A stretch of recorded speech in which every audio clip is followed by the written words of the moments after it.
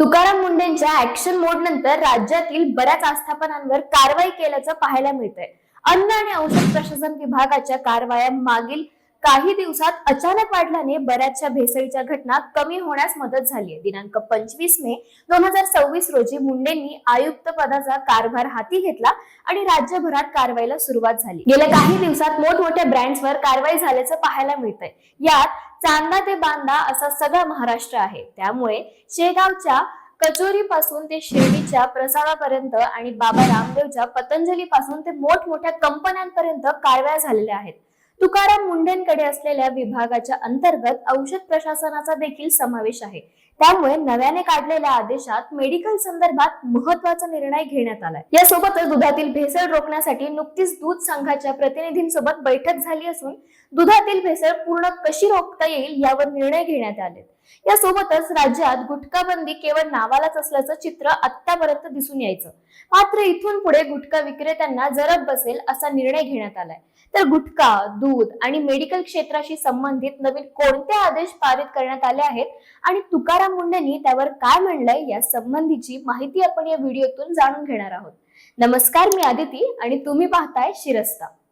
मागील हिवाळी अधिवेशनात मुख्यमंत्री देवेंद्र फडणवीसांनी एक माहिती दिली होती. गुटखा व्यवसाय करणाऱ्यांवर महाराष्ट्र संघटित गुन्हेगारी नियंत्रण अधिनियम 1999 म्हणजेच मकोका लावण्यात येईल अशी माहिती मुख्यमंत्र्यांनी दिली होती. त्यावर अन्न आणि औषध प्रशासन मंत्री नरहरी झिरवळ यांनीही शासन याबाबत गंभीर असून लवकरच याबद्दल निर्णय घेतला जाईल असं स्पष्ट केलं होतं. मात्र त्यानंतर म्हणावी अशी ठोस कारवाई केली गेली नव्हती. अखेर तुकाराम मुंढेंनी या निर्णयाला मूर्तरूप दिल्याचं म्हणता येईल. गुटखा, तंबाखू, निकोटीन किंवा तत्सम पदार्थांचे उत्पादन, साठवणूक, वाहतूक, वितरण आणि विक्री यात सहभाग आढळल्यास थेट मकोका कायद्याअंतर्गत कारवाई करण्यात येईल असा निर्णय घेण्यात आलाय. राज्यभरातील सर्व क्षेत्रीय अधिकाऱ्यांना आयुक्त तुकाराम मुंढेंनी तसे आदेश दिलेत. संघटित गुन्हेगारी कायद्यातील कलम लावण्याचं काय कारण असा प्रश्न पडू शकतो. तर गुटख्याची अवैध विक्री हे एकट्याचं काम नाही. अन्न आणि औषध प्रशासन विभाग तसेच पोलीस आणि संबंधित यंत्रणांच्या माध्यमातून असं लक्षात आलंय की उत्पादक, पुरवठादार, वाहतूकदार तसेच गोदाम व्यावसायिक, छोटे विक्रेते यांच्या एकत्रित समन्वयातून गुटखा विक्री होत असते.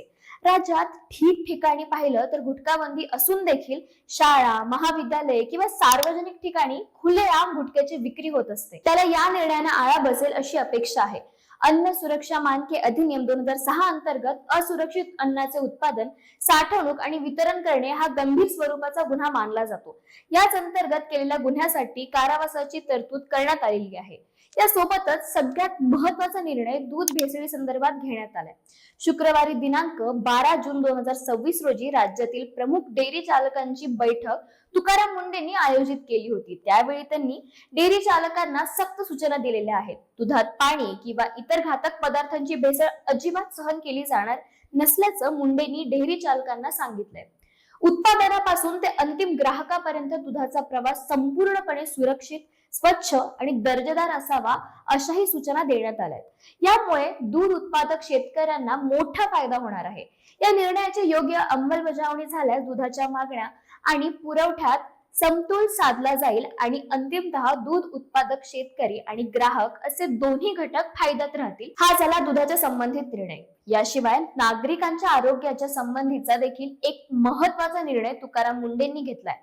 हॉस्पिटलला त्यांच्याच अधिकृत मेडिकल मधून औषधे खरेदी करण्याची सक्ती पेशंट्सना करता येणार नाही. बऱ्याचदा असं होतं की हॉस्पिटलला संलग्न असलेली मेडिकल असतात, तिथूनच औषधे खरेदी करावी लागतात. यामुळे व्हायचं काय तर मेडिकल मधून मनमानी व्हायची. पेशंट्सना औषधे खरेदी करताना बाकी चॉईस नसायची. आता या निर्णयाने हा प्रकार बंद होईल. यातून रुग्णांना मल्टिपल ऑप्शन उपलब्ध होतील आणि औषधे परवडणाऱ्या किमतीत खरेदी करता येतील. जर या निर्णयाची अंमलबजावणी केली नाही तर कडक कारवाई करण्याचा इशारा तुकाराम मुंढेंनी दिलाय.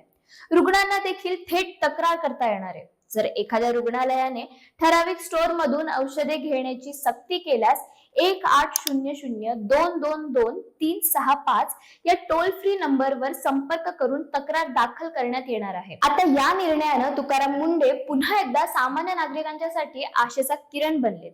सोशल मीडियावर त्यांची बदली होऊ नये पासून आधीचे आयुक्त काय करीत होते अशा कमेंट्स पाहायला मिळत आहेत. मुंढेंच्या या निर्णयाबद्दल तुम्हाला काय वाटतं आम्हाला कमेंट करून नक्की कळवा.